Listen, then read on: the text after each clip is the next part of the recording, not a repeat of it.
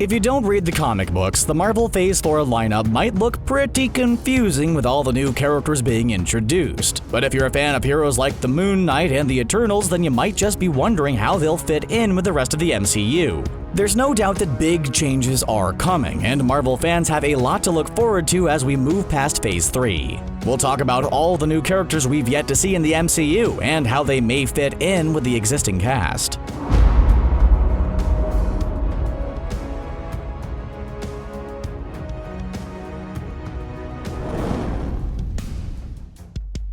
If you're a fan of the Marvel Cinematic Universe, then you're probably well aware of the character Natasha Romanoff, also known as the Black Widow. But her standalone film will introduce you to a side of Natasha you've never seen before. After some positively brutal training at Red Room Academy, she became a skilled KGB operative until she was recruited into S.H.I.E.L.D. by Clint Barton. She's one of the founding members of the Avengers and the MCU, and she made the ultimate sacrifice to obtain the Soul Stone in Avengers Endgame. So obviously, the Black Widow movie will take place before that point. It'll focus on Natasha's life following the events of Captain America: Civil War, which means we'll get to see a new side to this familiar hero who has come a long way since we first met her in Iron Man 2.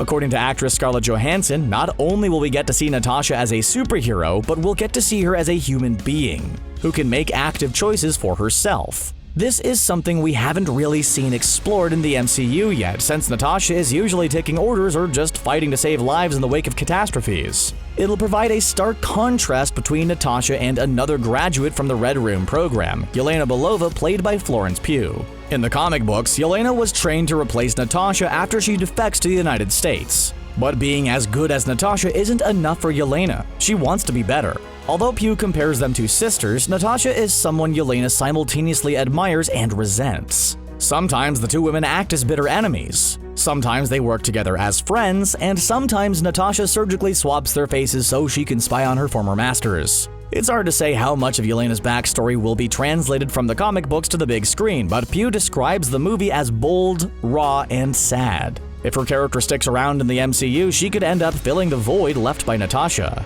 And Yelena isn't Natasha's only potential ally. There's also Rick Mason, who is both a friend and a love interest. He's portrayed by the Handmaid's Tale actor Oti Fagbenle, who describes his character as a fixer for the Black Widow. In the comic books, he goes by the Agent and is a mercenary well-versed in handling superhumans. He also has a history with Nick Fury, and it will be interesting to see if this connection is explored in the movie, considering we last saw the former S.H.I.E.L.D. director consorting with Skrulls in Spider-Man: Far From Home. But of course, not everyone in Black Widow will be a friend to Natasha. Like Yelena, Melina Vostokov also trained in the shadow of the legendary Black Widow. But instead of developing any admiration for her, she instead fostered a deep hatred. Rachel Weisz plays the part of Melina, who also goes by the name Iron Maiden, and describes her as a pretty tough chick. If this version of Melina is anything like her comic book counterpart, that might be quite the understatement. In the MCU, we got to see Natasha develop a strong friendship with Steve Rogers, but it turns out the Russian government has their own version of Captain America known as the Red Guardian. Stranger Things' David Harbour plays the role of super soldier Alexei Shostakov, who he describes as a rich character. Natasha's backstory was altered when she made the transition from comic books to the big screen, but in the books, she and Alexei were married before he was the Red Guardian, and she was the Black Widow. Needless to say, their lives took them in different directions, and it'll be interesting to see how much of their past connection is included in the Black Widow movie. But while the Red Guardian may have some lingering fondness for Natasha, the same can't be said for the villainous Taskmaster. Tony Masters has powers that could make him a fantastic hero, but in the comic books, he realizes it's far more profitable to be a villain. He has the ability to duplicate movements after seeing them performed once. Just think about all the training Natasha had to go through in order to get her abilities that the Taskmaster can replicate in an instant. And he's not going to be the only character we see trying to replicate a hero during Marvel's Phase 4. The movie Avengers Endgame totally changed the landscape of the Marvel Cinematic Universe. At the end of the movie, Steve Rogers goes back in time to return the Infinity Stones to their rightful places on the timeline, but decides to stay in the past and live out his life with Peggy Carter. In present-day MCU, this means he's too old to continue on as Captain America, so he passes the shield on to Sam Wilson. Some fans were surprised he chose Sam instead of his best friend Bucky Barnes, but there's actually a comic book precedent for this decision. In the comic books, Bucky Barnes does spend time as Captain America when he believes Steve to be deceased, but when his past as the Winter Soldier comes to light, it's a pretty big public relations nightmare. So he quickly passes the title back to Steve, who has since been revealed to be alive. Later, when the Super Soldier Serum stops affecting Steve Rogers, he makes Sam Wilson the new Captain America. Although he might not get a new superhero name, actor Sebastian Stan will be reprising his role as Bucky in the show The Falcon and the Winter Soldier. Anthony Mackie will be getting a new Captain America-inspired outfit for the show, which will be available on the Disney Plus streaming platform in 2020. Unlike Black Widow, this show will take place after Avengers Endgame, giving audiences a look at the current state of the MCU. Sure, we caught a glimpse of it during Spider-Man Far From Home, but that film mainly dealt with what it's like to go on without Tony Stark. This series will tackle what it's like living in the shadow of the original Captain America, and Bucky and Falcon won't be the only ones interested in his absence. Wyatt Russell will be portraying John Walker, who was once a hero known as the Super Patriot. Although he might look like an ally of Captain America, he was one of his enemies and tried his best to discredit Rogers and position himself as America's great hero. He even took on the name Captain America himself during a period of time in which Rogers had abandoned it. Eventually, he settled on the name US Agent and had an interesting run-in with Sam Wilson. Walker was the one ordered to take Sam's shield away when the government deemed him unfit for the position of Captain America. Sam Wilson and John Walker disagree on a lot politically, but they both know what it's like to try to live up to the name Captain America. While his role as a friend, foe, or both is uncertain, there will definitely be a villain we're all familiar with. Daniel Bruhl will be reprising his role as Helmut Zemo, who we last saw in the movie Captain America Civil War. He may be a mere mortal, but he succeeded in an evil scheme few villains could replicate. It took a lot for our heroes to come together after he fractured their group in Civil War, and now their members are low once again thanks to the blip. But although our heroes will have to deal with one of their most dangerous enemies, they'll undoubtedly have some help from someone we all know. Emily Van Camp will be reprising her role as Sharon Carter, the niece of S.H.I.E.L.D. founder Peggy Carter. According to the Russo brothers, Sharon was one of the many victims of the decimation caused by Thanos during Infinity War. This means that just like Bucky and Sam, she also missed out on 5 years in the MCU. Before we know it, these iconic characters will be back in action, but there will also be some new faces joining the MCU for the very first time. Angelina Jolie is an accomplished actress, but that doesn't mean she didn't have to train like crazy to get ready for 2020's The Eternals. In order to portray Thena, she had to embark on an exhausting training regimen covering everything from swords to ballet. Thena is a member of the Eternals, who are a race of powerful, immortal humanoid beings created by comic book legend Jack Kirby. Although the Eternals are interesting characters in their own right, their story will also help fill in some blanks in the MCU's history. We've seen Celestials like Ego the Living Planet before, and we know that they have the power to wield the Infinity Stones. In the comic books, they're also responsible for creating the Eternals by experimenting on early humans. While the Eternals are generally good, the same can't be said for the Celestials' other creation, the Deviants. And directly in the middle of the conflict between the Deviants, Eternals, and humans is Thena. For a time, she wanted nothing more than to destroy the Deviants so humans and Eternals could live happily ever after. But once she fell in love with the Deviant, things got much more complicated. But Thena is far from the only Eternal known to look out for the safety of humans. Icarus will be featured in the movie, played by Game of Thrones star Richard Madden. He's a warrior who isn't afraid to stand up to the Deviants, and he loves humans so much he's even fallen in love with a couple of them over the years. Then there's Kingo, who will be played by Kumail Nanjiani. In the comics, Kingo spent the 16th century in Japan, and later was able to use his samurai skills to get work as an action film star. It's hard to say how much the movie version of Kingo will match the one from the comics, but Marvel Studios definitely switched some things up when it comes to the Eternal Makari. This character is a white man in the comics, but will be played by actor Lauren Ridloff in the movie. In addition to this change, Ridloff is also making Marvel movie history by appearing as the first deaf superhero in the MCU.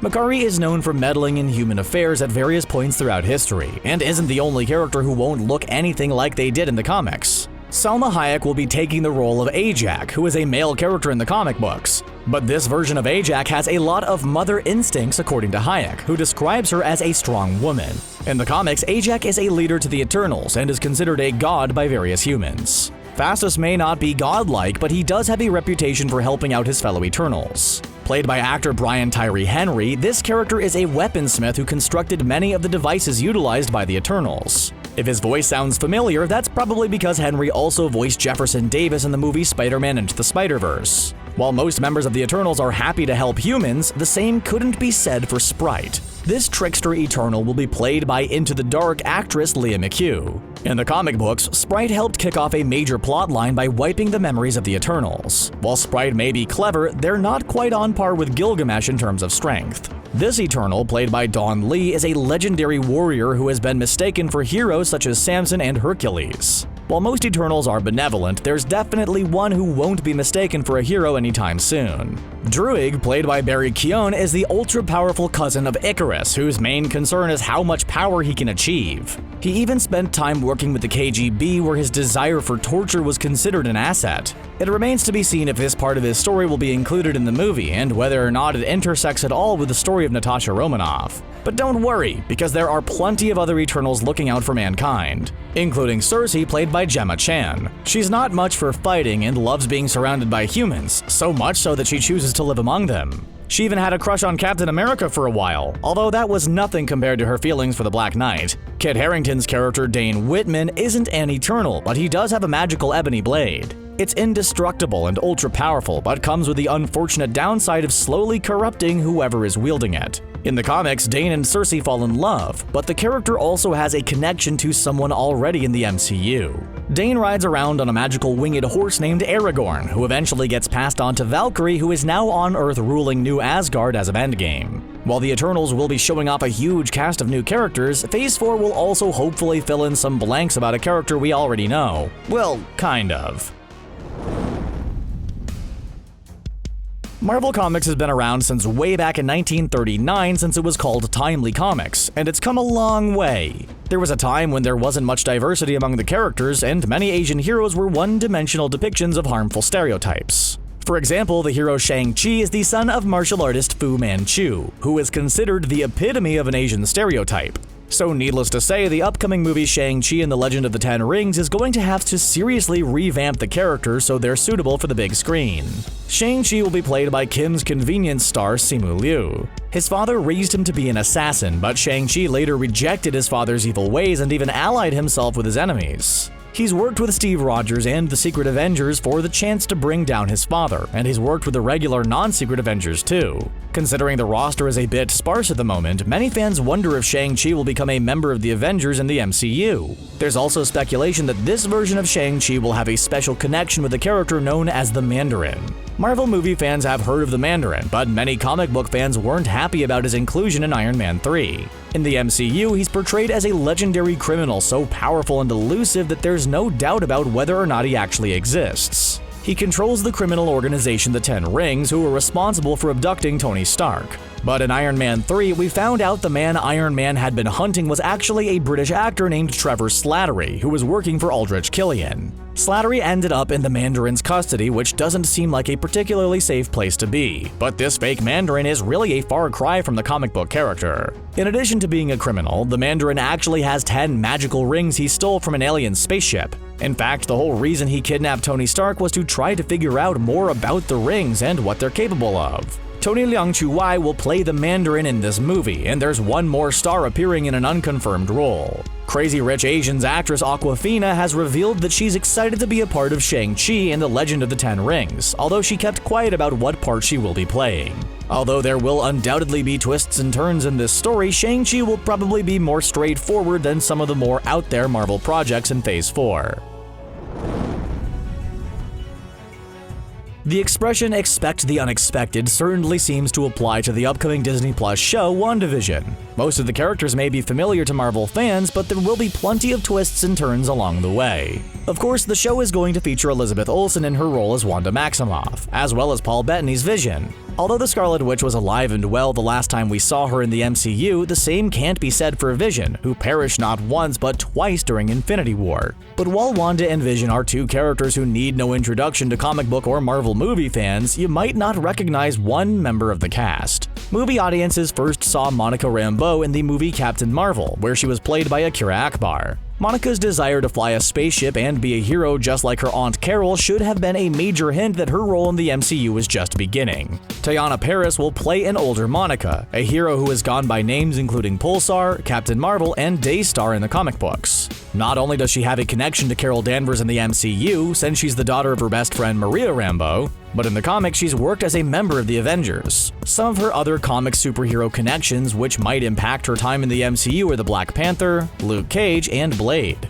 Another familiar face many fans will be happy to see is Kat Dennings, who will be reprising her role as Darcy Lewis. She was last seen in Thor: The Dark World, which came out all the way back in 2013. Not quite as long gone as FBI agent Jimmy Woo, whom fans saw in Ant-Man and the Wasp and Agents of S.H.I.E.L.D. Kathryn Hahn will also be joining the cast in an undisclosed role which has only been described so far as nosy neighbor. The who of this show is pretty straightforward since most of the cast is comprised of well-known characters. It's really the when which is the most confusing, since the film takes place after Endgame, yet Vision wasn't revived at any point during that movie. Elizabeth Olsen claims the show is a mashup between American sitcoms throughout the decades and Marvel films with these characters. She also says the show will offer a deeper dive into the character of the Scarlet Witch, and that it will act as a crossover/sequel to a highly anticipated Marvel movie sequel, which is also coming in Phase 4.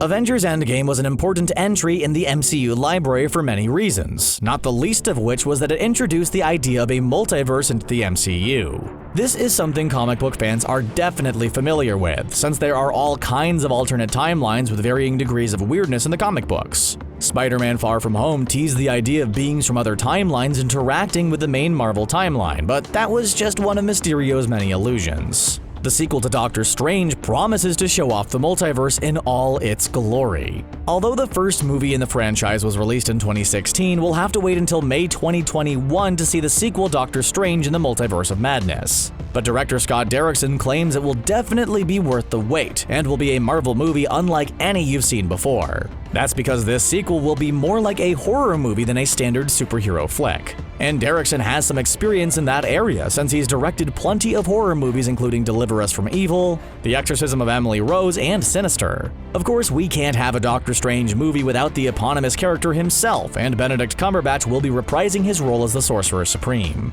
The movie will also heavily feature another one of the most powerful magic users in the MCU. In the comic books, the Scarlet Witch is also a force to be reckoned with, but sometimes she becomes more destructive than helpful. Her sanity has been known to waver from time to time, and that coupled with her insane powers can spell disaster for friends and foe alike. Although Wanda sometimes causes mayhem and destruction despite her best intentions, other characters among the cast are far less benevolent. According to writer C. Robert Cargill, we'll be seeing the return of Carl Mordo, who parted ways with Doctor Strange in the last movie on pretty terrible terms. He threatened to eradicate all magic users, and seemed to be making good on his threat at the end of the movie. Cargill explained that Mordo sees himself as restoring the balance of the natural law, which is why he's bound to be involved in the main villain of Doctor Strange in the Multiverse of Madness. This character is such an insidious entity that he couldn't be fit into the first movie. Derrickson was determined to do him justice, and he felt he couldn't do so while also introducing Doctor Strange. But now that Strange has been thoroughly established as a character, it's time for the Nightmare to begin.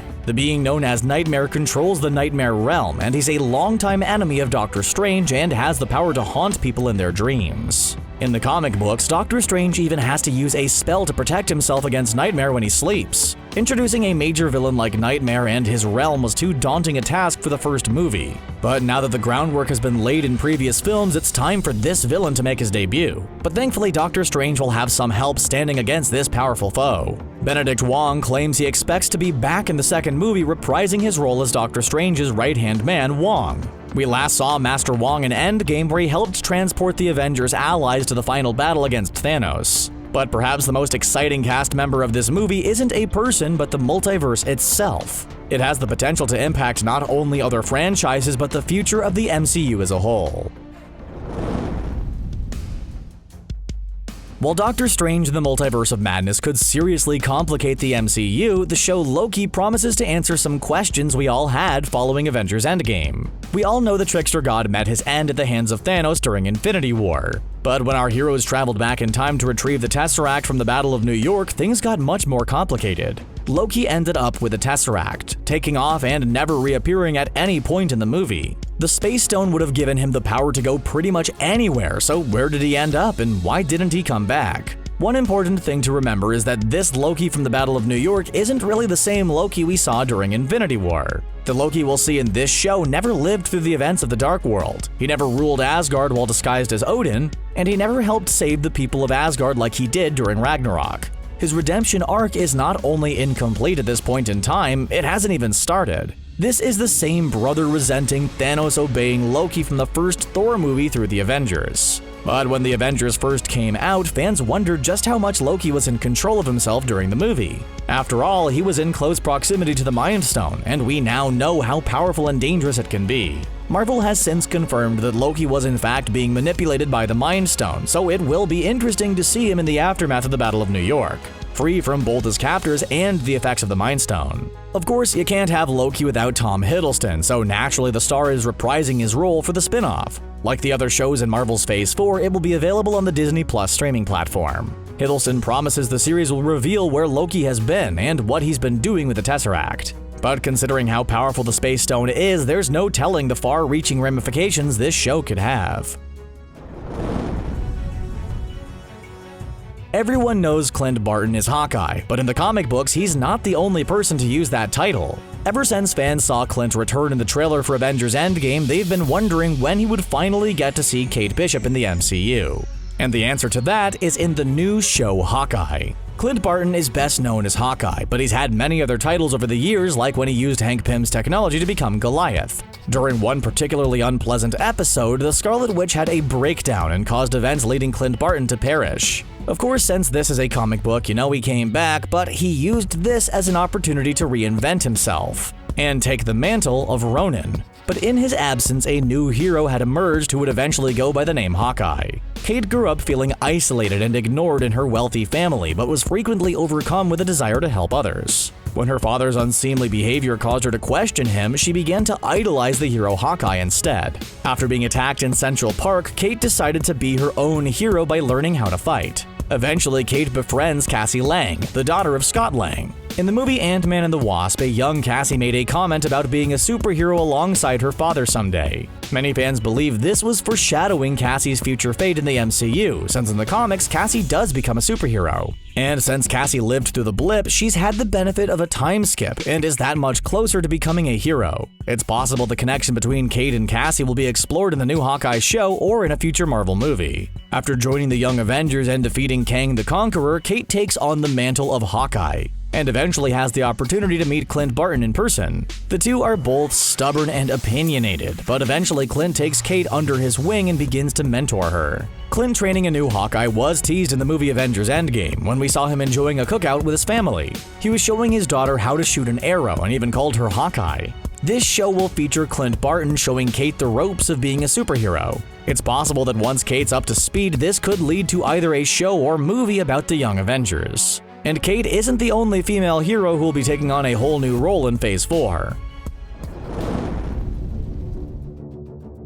After the movie Thor: The Dark World, many fans doubted we would ever see Natalie Portman in the MCU again. There was allegedly some drama behind the scenes, and when the actress didn't return for Thor Ragnarok, it seemed as though she was done with the franchise for good. But apparently that couldn't have been further from the truth. After catching a glimpse of Jane Foster in Endgame, it was announced that she would be back for the fourth installation in the Thor franchise, Thor Love and Thunder. But not only is this actress back, but she's coming back as the God of Thunder. Although it may seem crazy to picture Jane as Thor, it's something that actually happened in the comic books. Thor loses his ability to wield Mjolnir, and Jane feels the call of the magical hammer. While her mortal form is afflicted with cancer, Mjolnir makes her stronger, granting her the powers of Thor. Even the original Thor soon comes to realize that she's worthy of the position and starts going by Odinson instead. The new mighty Thor was determined to protect Earth and Asgard, but there was a horrible unseen menace working against her. Each time she used Mjolnir to transform into Thor, her body purged the chemotherapy she was using to fight her cancer.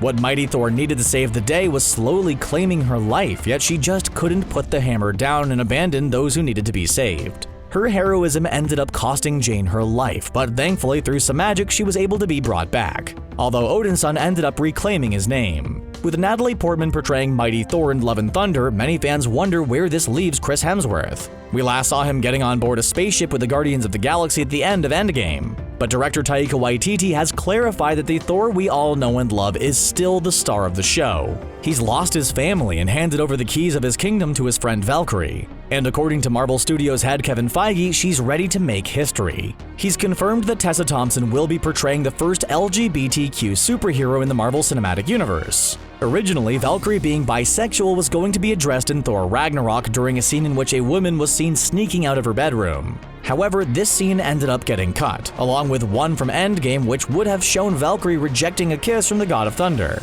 Tessa Thompson said that as the new King of Asgard, Valkyrie is now in the market for her queen, and added that she has some ideas. Stars of the franchise such as Chris Hemsworth and Idris Elba claim Ragnarok is their favorite film yet, and thankfully Taika Waititi will be back for Love and Thunder. And if Waititi's back, then that means we get more of Korg, who we last saw in Avengers Endgame. This Cronin warrior has a long history of stealing the show, and fans can't wait to see him back in the fourth film in the franchise. But of course, they can't help but wonder what other heroes could be returning. Since Thor was last seen with the Guardians of the Galaxy, many fans are hoping for a glimpse of them during Love and Thunder. While James Gunn is back at the helm of Guardians of the Galaxy Volume 3, the movie will not make it into Phase 4. But although fans are eagerly and impatiently waiting to see the Guardians on the big screen, there is still a lot to look forward to in the Marvel pipeline.